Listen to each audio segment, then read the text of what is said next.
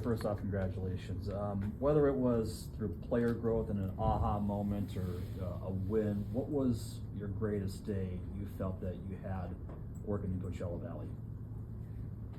Wow, there was a lot of great days. I mean, there's no bad days in the Coachella Valley, to be honest. But I've been very fortunate, and our team has been very fortunate to have had success. But I think that's one thing that's probably stands out the most to me in terms of our path in the last 2 years is we're a development league. We're a direct feeder to the Kraken, and our job is essentially to help players get here. And I think there was many moments, and not just the young guys, the veteran guys, but seeing Ty Karche's face after, someone that maybe came in from a different start point and undrafted to achieve this goal and realize this goal. And it's same thing with Riker Evans and Ryan Winterton, Logan Morrison, just watching those guys show up every day.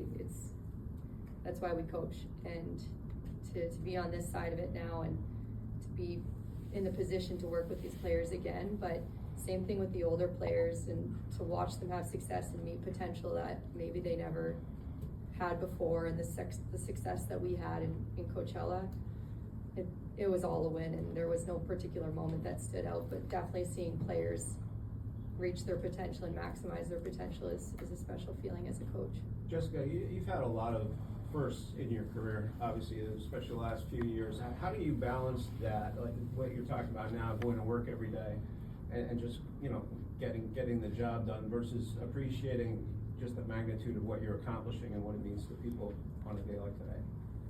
Yeah, I mean, I'm humbled, obviously, to be in this position, and you speak to the word first, to be the first, but that's never really where my focus is. It's always on the work, it's on the impact, it's on the job, and there's a lot to this game and to this job, and so I'm never taking for granted. But I think the biggest thing is that I'm reminded often, and it just puts a lot of meaning into the work. And I know that if the team has success and that my impact is a good one, then it could potentially open up doors for others and open eyes for others to maybe think differently. But I guess I try to really just keep my eyes fixed on what matters every day, to be in the now, to be in the moment, to stay in the trenches with the players. And though I am honored to be the first, I don't want to be the only, and I honestly don't feel like I'm the only in this organization. And that's also a very special feeling, to be part of the Seattle Kraken organization and this staff, and also to stand by all the other remarkable women in this league that are maybe not behind the benches, but there's a long list of incredible women that are doing phenomenal jobs here in management, scouting, player development, and so I'm just excited to do my part now behind the bench. Jess, as you prepare to take this next step in your career, what have you learned over the past 2 years that you've added to your coaching toolbox? Yeah, I've always tried to be a learner and a student of the game, and to surround myself and just the wealth of knowledge that's around me. So I've sat for hours sometimes after the end of a practice day and talked, and I want to continue to do that. I think it's so valuable to ask questions, and there's no bad questions, but I know building a relationship and establishing trust and respect, it's earned, and it's earned over time, but that's a big thing for me, and I'm going to continue to try to evolve and grow, and I've had experience now working with NHL players, in my own path, the start of my coaching career, and I want to leverage that experience and bring that to the relationships I want to build here with the Kraken players. Was there a point, just that getting to this level as a coach became your goal? Yeah, there was a point.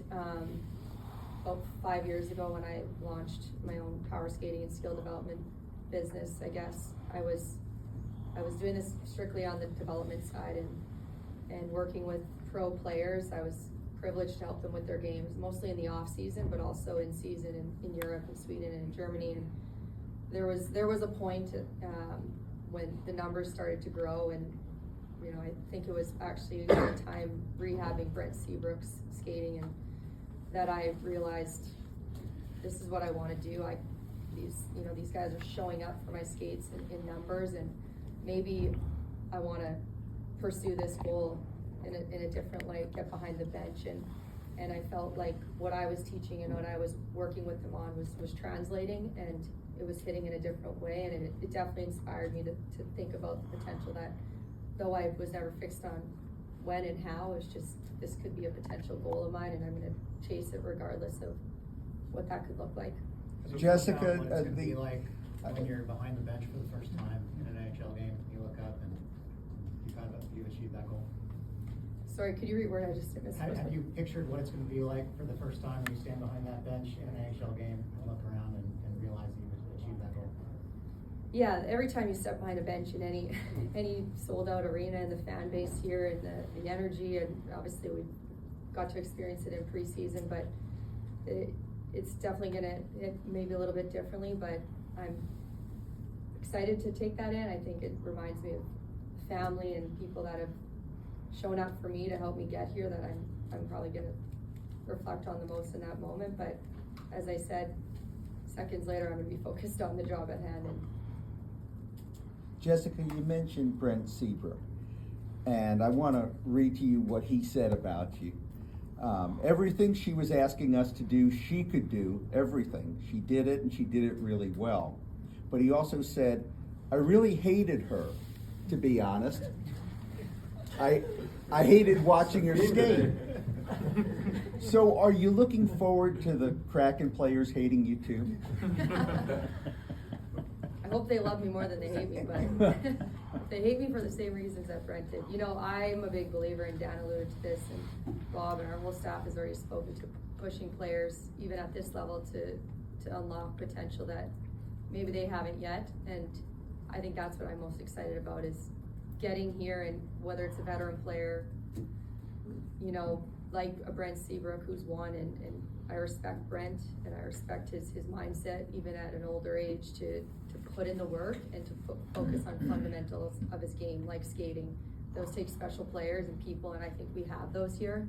I think we have the veteran group, and I know we have the younger group that are hungry and eager to achieve something and build something within this culture. That's what it's all about. So I hope they hate me, but also love me.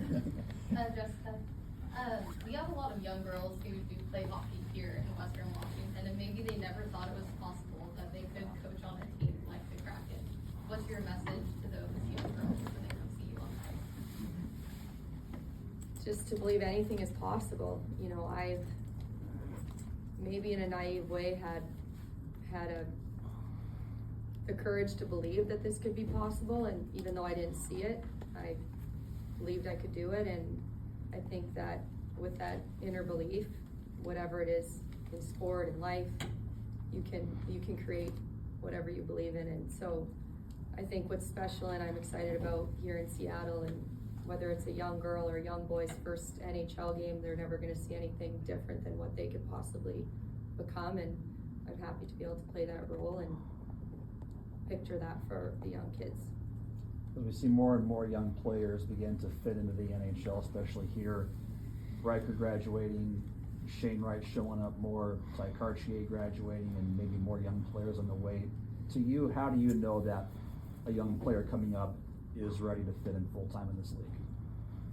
Well, that's a complex question. I think that every young player, and the best ones and the ones you alluded to, they want to make an impact, they want to fit, they want to use their ability to fit into the team regardless of what role they're asked to play. And I think that's the opportunity for young players, is to embrace that role, and you know, regardless of what minutes or special teams they're handed, is to take that role and run with it. And I think that in doing so, players like you mentioned, you know, someone like a Riker, and we've watched them in Coachella as well, take on more responsibility and be leaders and be called upon and asked to be great players for us in key moments, and they're going to be able to leverage that experience as well, so that when they do get their opportunities to step in key moments, they're going to be able to have that feel and those touches and that experience to reference. And so, surrounded by great players, great veteran group and skilled players, I think they're going to flourish in this team setting. what kind of relationships have you been able to develop over the last couple of years coming up here for training camp and such with the veterans that are up here that you haven't worked with so closely over the last 2 years being down in Coachella that you get to kind of bridge forward with now? Yeah, I think we've obviously been around for a couple of years, and like I'm going to be a familiar face in a way, but I'm just excited to start to get to know everyone's story and each player uniquely unpack where they're at in their career and how we as a staff, how I personally can help them raise their game and raise the standards and help hold them accountable to be the player that they want to be. And as Dan talked about and Bob alluded to this as well, like we want to be in the trenches with them. We've had success in Coachella by staying focused on the work, and I'm a big believer in communication and showing compassion for the players of where they're at, and especially when it gets hard, and so I'm excited to see what we can accomplish, and just by starting one by one, player by player, and leveraging the guys that I know well, and they know me and what I'm like, so really just building that from the start of training camp. Jessica, what's your biggest priority going into the preseason?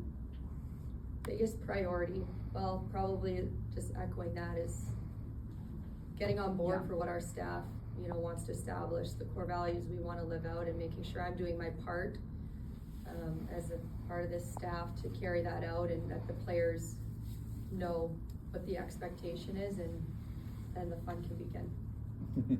Well, maybe just one or two more of the coaches have a few other commitments with Dev Camp today. Anyone else? Just to Jeff's question about being the first, you obviously had this goal. You said you had a goal 5 years ago. Who did you lean on? Who did you talk to say, hey, this is my goal to one day be an NHL coach, to make this happen? I don't know if I necessarily leaned on one person. I had to really trust myself and show up every day, and obviously when you're surrounded by good people and you make your circle small, then you can rely on them for advice and feedback. And Ron talked about Tom Rowe and coaches that have been a part of my path. I obviously rely on those people, but I think I'm a big believer in being prepared to do the job every day, and to own my own voice, and to bring my ability and my skill set, and to not hold back in ways where I know I can help and be a difference. But I think I've probably had to rely upon myself and just believe in what I'm doing, and not really focus on outside noise. And I think the barriers that exist are usually the ones we create for ourselves, and so really just focused on the path and where I want to get to, and not the goal, just the process of getting better and trying to be a better person and coach every day to get here. So what was it like working for Dan for the first 2 years? No fun at all. It's been a lot of fun. There's been success, there's been hardship. Dan's been a huge mentor for me.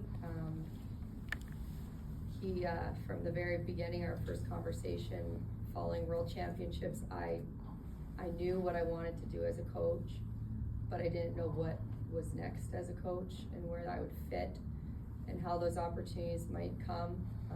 And Dan saw the potential in me and brought me into his staff, and much like Bob said, he gave me a voice and empowered me to be nothing but myself. And that's what I'm most excited about, is the experience the last 2 years.